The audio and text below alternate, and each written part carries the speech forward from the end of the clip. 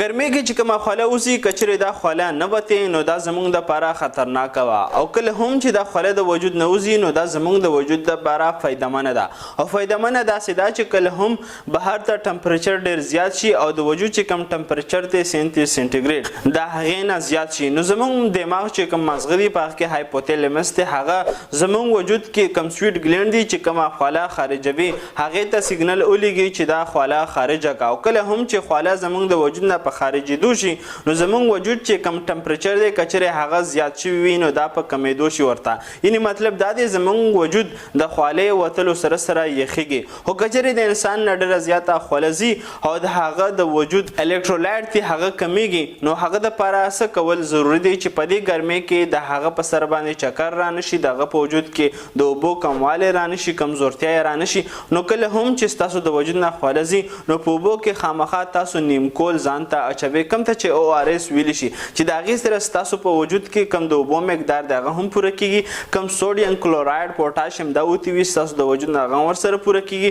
د دې سره که چېرې ستاسو کمزورتیا وي یا لږ شانتې په غړو کې ستاسو درد وي یا په سر باندې درد راځي نو دا ورسره هم کمیږي